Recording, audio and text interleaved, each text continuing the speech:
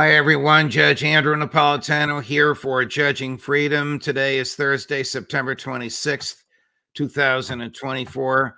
Colonel Tony Shaffer joins us now. Colonel, a pleasure, my dear friend. Hey, good morning, Judge. Good to be here. Thank you. Thank you for joining us. As we speak, Colonel, former Ukrainian president, still holding on to office after his term expired, Vladimir Zelensky is here in the U.S. with hat in hand. Is he asking, as far as we know, President Biden to revisit the decision on whether or not the Ukrainians can use American and British weapons to reach the long-range weapons to reach deep into Russia? Well, that and a number of things. I think there's three things he's doing right now. First, the issue is, will money continue to flow to Project Ukraine, as my friends at the Duran always call it? And the answer on that is, well, yeah, as long as, I suppose, Joe Biden is in charge, and if Kamala Harris moves in November or January after the election. The second thing, obviously, is political, to the point you just said. He's trying to maintain legitimacy as the leader of Ukraine. I think his being here, remember, they did this in a very public way. I mean, they took a C-17 out of rotation. We don't have an unlimited number of those, and flew him in on a C-17. I mean, most world leaders, I think, would be happy flying on a G6 or maybe one of the other. What's the difference, Tony? Well, the C-17 is a combat capable cargo airplane. You saw the picture of him on the flight line being received.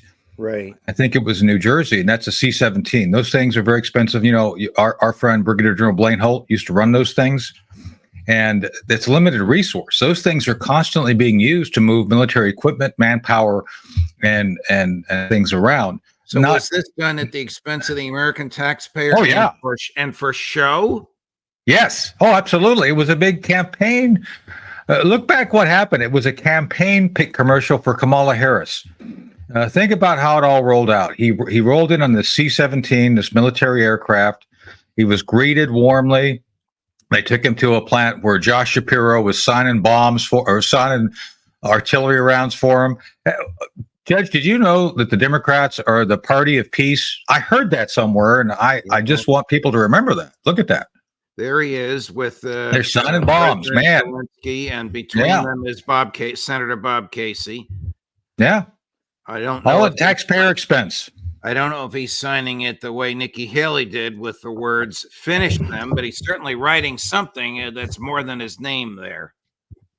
I think he's putting down the recipe to Gavin Newsom's hair gel, but I don't know if that's for a fact, but it could be.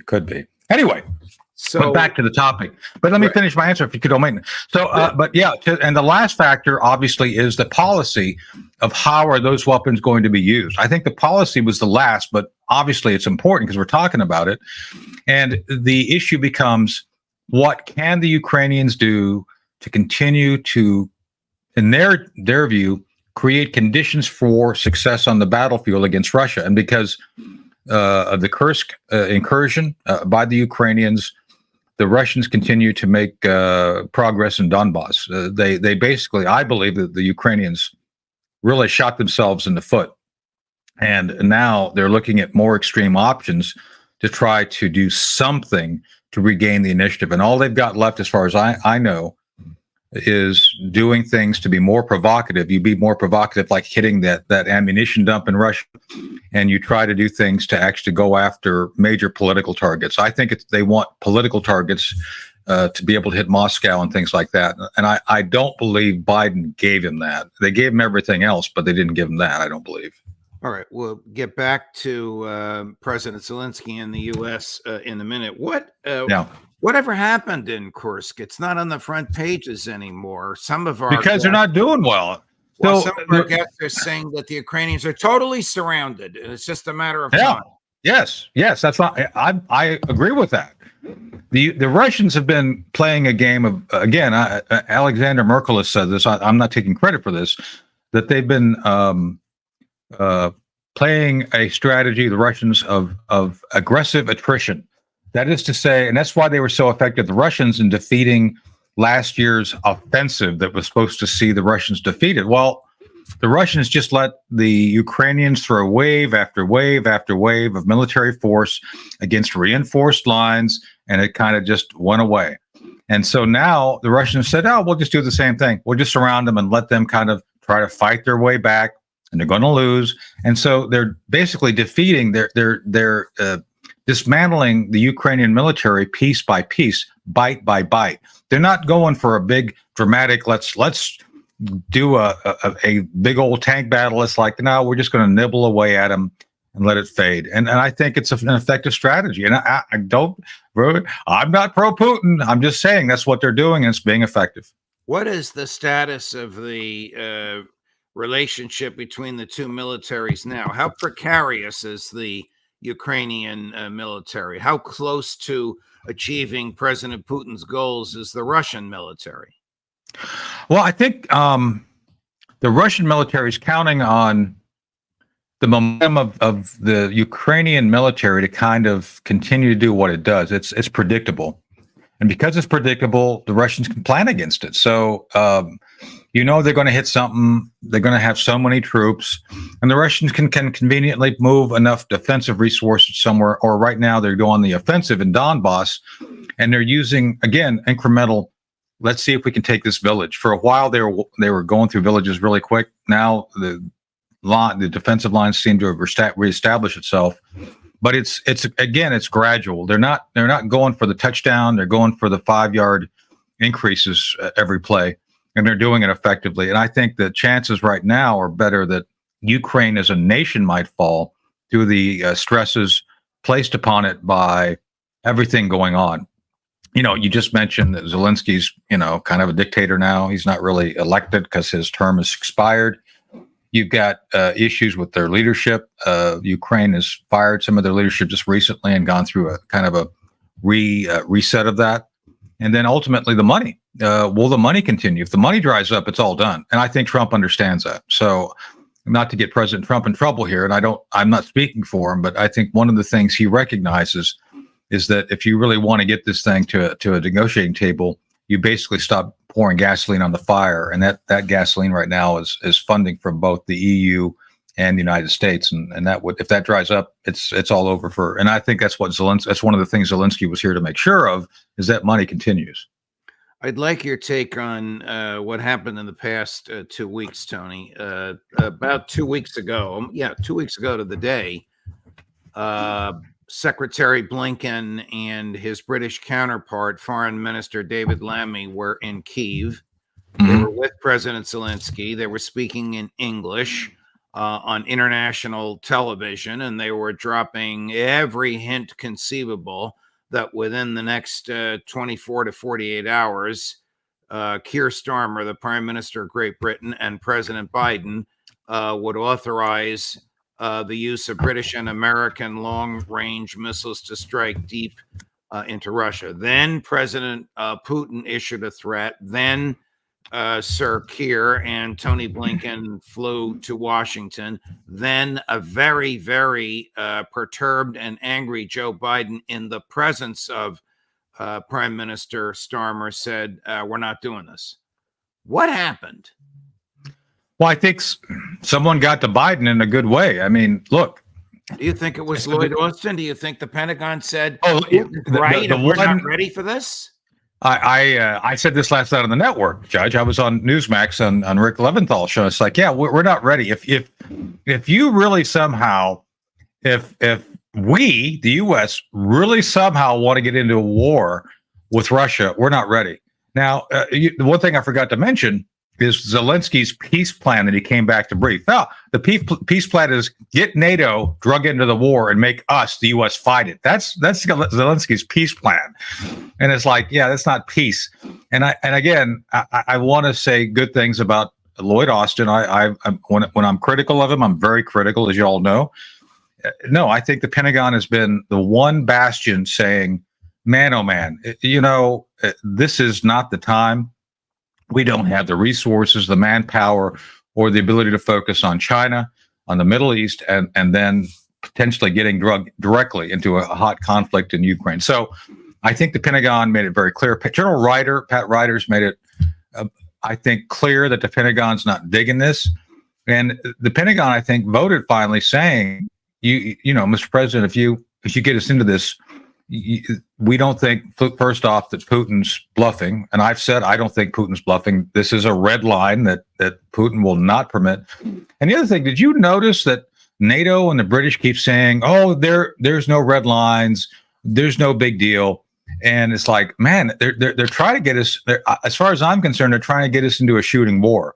And it goes back to this Zelensky peace plan that the peace is only going to be secured after a global conflagration that requires us to be involved. So I think Biden was briefed. I think Biden recognized, and even in his diminished state, that going past red lines, which Putin has said do exist, and that would be something that would get us into a war. So I think that that's why Stallmer and NATO has kind of backed off on that over the past few days. They've been quiet on the issue, at least. Here's Russian Foreign Minister Lavrov on this very topic just 5 days ago. Cut number 12, Chris. Thankfully, there are a few reasonable people in Washington who realize this. NATO is waging war against Russia, but this is a hybrid war, a proxy war that the Ukrainians fight for them. When it comes to long-range missile systems, it is clear to everyone that Ukrainians will not be able to use them. Only specialists from the country that has made the weapons will be able to navigate them, to provide satellite data, and assign flight missions. Now, that's profound, the second part of what he said. So if Prime Minister Starmer and President Biden had said, yes, the equipment that Zelensky wants to use would actually be used by Americans, you would literally have, tell me if I'm wrong, Americans downloading data from American satellites, using that data to pull the triggers, so to speak, on these weapons. It would be American weapons fired by American human beings reaching deep into Moscow. Is there any wonder that Putin says this is the equivalent of the U.S. and Britain waging war on Moscow, and we'll deal with it on Russia, and we'll deal with it accordingly? Well, I don't think there's any doubt. I think anybody who actually has been paying attention, let me phrase this correctly. Anybody who's actually been paying attention to global media outside of the mainstream media recognizes that the war is not being conducted in the way that they are being told through the mainstream media. The Russians are winning. Ukraine will not win. No, anybody who's rational recognizes Ukraine will not win, and the only thing they have left is expansion. I said this within the first 6 months of the war starting, Judge, that the Ukrainians, just by numbers, the numbers available to them, even then, they would never prevail. Russia always had the numbers of manpower, tanks, artillery, everything. It was always there. This was always a mirage. And now those who are, I don't know how to describe the mentality of Jake Sullivan and all these other knuckleheads. For those of us who saw it, it's never changed, and we were always the bad guys because, oh, you're just not pro-Ukrainian. It's like, no, we actually live in a place called, reality, and now they're left with desperate measures that will potentially cross real red lines. And Putin has said this, and others have said it there, that they would consider, like you said, NATO being at war with Russia, the United States by extension, then should Ukraine do certain actions, to include then by the Russians the use of nuclear war. So I said last night, again, I was very clear on this on the network, that no, I think Putin is completely serious about these red lines, and if we cross them, then we will very likely be in World War III. And again, the Pentagon has said this. Here's President Biden at the United Nations days ago. It's almost absurd because he repeats that mantra that Putin has failed. Cut number 14. So, my direction, America stepped into the breach, providing massive security and economic and humanitarian assistance Our NATO allies and partners in 50-plus nations stood up as well. But most importantly, the Ukrainian people stood up. I asked the people of this chamber to stand up for them. The good news is Putin's war has failed and at his core aim. He set out to destroy Ukraine, but Ukraine is still free. He set out to weaken NATO, but NATO is bigger, stronger, more united than ever before. Isn't that hogwash? NATO's not ready for war, and the Russians have demilitarized the EU and NATO. I mean, we've sent all of our weapons to the Ukrainians. I mean, you know, we're talking about Germany at one point in time had something like 20 Patriot batteries, or down to 6. So it's kind of like, yeah, it's just not true. And it's interesting when you lose the Washington Post, Judge. The Washington Post described the summary of his speech that Biden has left the world in purgatory. So that's interesting when the left finally says, yeah, this isn't true. This has created conditions for conflict globally. In some cases, there is conflict now. So what he said is not true. The Russians are doing very well, and they can call up more resources anytime they need them. So I didn't think that the left believed in purgatory. I meant to run this. I thought about that too. I thought about that when I read that too. It's like, okay, that's an interesting choice. That's the ball. Yeah, I know. I thought that too. It's like, oh, 50s. Chris, let's run number 1. Here's President Zelensky. This might be in the plane, is it? Cut number 1. Russia is once again trying to destroy our energy system, and this fall they are being even more cynical. They are preparing to target our nuclear power plants, 3 of them. We have this information. Okay, that was obviously at the United Nations Security Council, not on the plane, on that cargo plane on the way over. Today, I believe he's actually in D.C. and he's probably going to get the cold shoulder from a lot of people in Congress who've had enough of this. I don't know. Where are Lindsey Graham and the neocons on all of this, or are they just focused on Israel at the moment? No, they're out trying to recruit pilots at bars in Pensacola, I think, looking for F-16 pilots. Just saying. And Lindsey probably feels pretty good at those bars too. Just saying. I don't know if that's true or not. But anyway, I digress. Back to the topic, Judge. Look, they're trying their best right now to keep a veneer on this that looks reasonable, without giving any political capital to it. That means both sides, both political sides. And right now, that like you saw in that speech, this fiction of the Russians targeting nuclear plants comes up. The Ukrainians, have repeatedly gone in and tried to compromise the physical plant, the one, the Kursk operation. Let me be very clear on this, because everybody doesn't want to talk about it, and I think it's important to talk about. Right. The target, the ultimate military target of Kursk, was 2 strategic targets. One was the Kursk nuclear plant. They wanted to seize that and hold that. That is, the Ukrainians wanted to seize that and hold that for ransom or something, for leverage. And the second thing, which they don't want to talk about, is nuclear weapon storage dumps near Kursk. They wanted to seize Russian nuclear weapons, and they believed, by some, I don't know what the algebra of their thinking is, but they believe by grabbing Russian nuclear weapons, that would be a good idea. Not understanding that I think the Russians would dump a nuke on it just to make sure they didn't have it. Just saying. I mean, I think you want to see what will we do, Judge, if the Russians dump a nuke on their own territory? Nothing, not a thing. So I'm just saying, you know, bad. You came close to seeing, I think, the first use of a nuclear weapon since World War II in a combat situation, because that's what the Russians would have done. They would have dumped a nuke on that dump and taken out the Ukrainians. But I'm just saying that they're trying to be that level of provocative, and so the Ukrainians are seeking that nuclear provocation. And he just said it. It's not the Russians, it's them. They're doing that. But anyway, he's saying these things for purposes of continuing to create fear and angst on the global stage, so people will support him. That's what it is. It's like a 15-year-old saying, the kids down the block are going to beat me up, and you need to help me with money. So you have been telling us for a long time that President Putin is very patient. Is there a limit to that patience? well, always. I think notably, he's, I think, been the adult in the room. I'm just going to get me in trouble saying that, but it is true. And I think they have played the long game. I think they've recognized the weakness of the Western position on a number of things.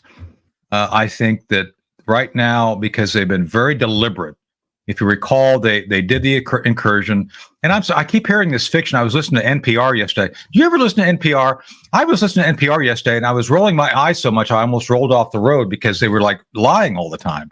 And one of the lies that they were telling us, your tax dollars at work, Tony. I know, federal it's government radio station. It's like, what? Anyway, one of the fictions they were putting out is that, oh, well, Putin failed to take Kiev. It's like, no, that was a feint. That he did that to put pressure on him and pull back. That wasn't like him being defeated. Just little things like that. It's like, okay. So my point being is that there's a lot of fiction still out there that drives Western belief in media, like NPR. Like, if you listen to NPR, God bless you, because you aren't getting the truth. You're getting a specific, very well-defined, refined narrative that has very little link to reality. In this case, like I said, I was rolling my eyes listening to some of this stuff, and it's like, no, the Russians have been very deliberate. They've been very patient. They've established for themselves some public, some private objectives. The public ones, it's like they're just going to continue to wear down the Ukrainians until they're able to secure those regions, that they've decided they're going to have. And there was a time, that time may have passed, that they were open to talking peace. But the provocation regarding Kursk and this idea of using long-range weapons into pre-2014 boundaries are things which I think have set them back about their interest in talking peace. They may well decide they're going to move forward and just take half of Ukraine and leave the rest a rump state, because I don't think they want the whole thing. But I think that's what they're contemplating right now. Here's what I was looking for earlier, which you mentioned at the outset of the show. President Zelensky on the cargo plane, the American cargo plane flying across right. the Atlantic. We are starting a visit to the United States. We are now flying to Pennsylvania, a special visit, then New York, Washington. It is this fall that will decide what will happen next in this war. Together with our partners, we can strengthen our positions as necessary for our victory, our common victory, for a truly just peace. Ukraine will present the victory plan in the United States, and the President of the United States will be the first to see it in full. Of course, I will present the victory plan to all leaders of our partners' countries who, like President Biden, are leaders of the world and can become leaders of peace by helping us with the victory plan. Whatever his plan is, it is not possible. I told you, it's drag NATO and U.S. into the war. It's like, hey, you come on in the war and you fight it for us. That's the victory plan. It's like, okay, that's not really victory. Now keep it, just take a step back, though. Look at what you just saw. You saw him in that C-17, that's big old cavernous. Those things are the best. I'm not saying this because I worked for Boeing at one point, because I did, but the C-17s, Boeing C-17, they are the best cargo aircraft on the planet. They're amazing. Again, just ask Blaine Holt next time you see him on air. But my point being, Judge, is that they took one of these things out of the inventory and gave it to him to fly. Now you can see there he's flying and he's got the little VIP seats. Look, those things are uncomfortable. They're noisy. And so this was done to have us watching it. They did this to have us watch it right now. You're seeing this. He's on a C-17 flying in from combat. He's not. He's a bureaucrat who essentially is in office past his legal time, who is now trying to perpetuate Project Ukraine, because a lot of people are making money off Ukraine. And that's the only reason right now you're seeing these dramatic effects. I mean, come on. You don't need to have him on a combat aircraft. And they did. This was all meant to have this effect that we're at war, he's at war, and he's coming here because he's desperate and needs more military support. That's why you see that video. So old Joe has to keep up this facade at least until November 5th. Absolutely, no doubt. Tony, thank you very much, my dear friend. Sure. Always a pleasure. Good luck in your campaign for Thank office. You. And we'll see you again soon. That's right. Well, it's right there. My little commission. Vote for That's Shaffer right, for yes. commissioner. Where is that? Right. Where are you running? It's in Edenton, North Carolina, Chowan County. So in the 2nd district. I was just out meeting folks yesterday. So in the Trump campaign, and I are going to do joint canvassing of my district on the 5th of November. No, 5th of October. 5th of November, too late. 5th of October. So okay. Best of luck to you, thank Tony. you. Sure, thank you. Before Election Day, if you can. I'll come back anytime you want me. Thanks for having me. All the best. Thank you. Sure. Coming up later today, we have a busy day for you at 12 noon, Scott Ritter, at 1 in the afternoon, Aaron Mate, at 2 o'clock, Colonel Lawrence Wilkerson, at 3 o'clock, Professor John Mearsheimer, at 4 o'clock, Max Blumenthal, at 5 o'clock from midnight in Moscow, Pepe Escobar. Judge Napolitano for Judging Freedom.